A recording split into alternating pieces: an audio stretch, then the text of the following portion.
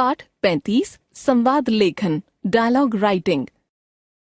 CBSE के पाठ्यक्रम के आधार पर संवाद का आलेख तैयार करते समय निम्नलिखित बिंदुओं को ध्यान में रखा जाना आवश्यक है। संवाद में प्रयुक्त भाषा सरल, सहज तथा पात्रों के अनुकूल होनी चाहिए और वाक्य छोटा होना चाहिए। संवाद में प्रयुक्त संकेतों जैसे भाव भंगिमा, मौखिक चेष्टाओं आदि को कोष्ठकों में दिया जाना चाहिए। संवाद शब्द का अर्थ है वार्तालाप या बातचीत। जब दो व्यक्ति आपस में शिष्टता का व्यवहार करते हुए बातचीत करते हैं उसे संवाद कहते हैं। संवाद दो व्यक्तियों के मनोभावों को प्रकट करता है। प्रभावशाली संवाद वार्तालाप को आकर्षक और जीवंत बना देता है। छात्रों को हिंदी की हर विधा में सृजनात्मक रूप से निपुण बनाने के लिए संवाद लेखन को पाठ्यक्रम में शामिल किया गया है। जिस प्रकार सभी विधाओं में नाटक को श्रेष्ठ माना गया है, उसी प्रकार सृजनात्मक लेखन में संवाद लेखन का विशिष्ट स्थान है। संवाद लेखन छात्रों की कल्पना शक्ति को विस्तृत करता है।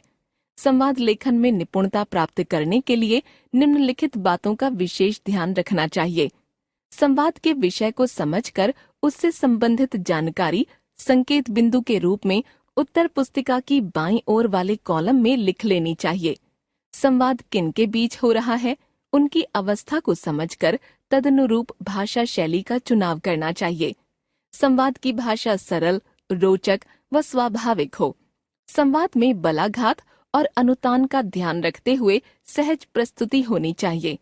संवाद विषय से बंधे और विषय को स्पष्ट करने वाले होने चाहिए।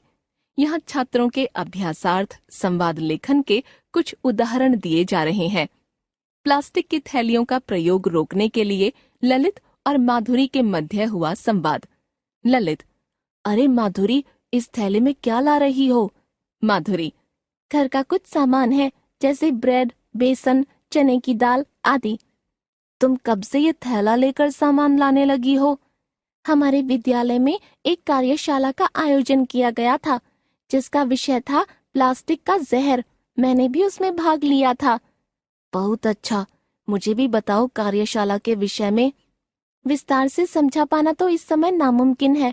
तुम केवल यह समझ लो कि हम सभी छात्रों ने प्लास्टिक की थैलियों का प्रयोग न करने की प्रतिज्ञा की है। अब यह थैला मैं हमेशा अपने साथ लेकर चलती हूँ। यह तो बहुत ही अच्छी बात है। तुम्हारी तरह यदि हर छात्र जागरूक हो जाए तो हम इस प्लास्टिक के जहर से छुटकारा पा सकते हैं। धन्यवाद। अब तुम भी प्रतिज्ञा करो कि कभी भी प्लास्टिक की थैलियों में सामान नहीं लाओगे। हाँ, मैं प्रतिज्ञा करता हूँ कि पर्यावरण संरक्षण में सहयोग के लिए मैं कभी भी प्लास्टिक की थैलियों का प्रयोग नहीं करूँगा। पुस्तकालय अध्यापिका और छात्रा के मध्य संवाद। अध्यापिका: ऋचा, तुमने प्रेमचंद की कहानियां पुस्तक पढ़ने के लिए ली थी, अभी तक क्यों नहीं लौटाई? ऋचा: महोदया, यह पुस्तक बहुत अच्छी है। इसकी कुछ कहानियां पढ़नी बाकी रह गई हैं, इसलिए इसे लौटा नहीं पाई। कहानियां पढ़कर पुस्तक 1 हफ्ते के अंदर वापस करनी होती है।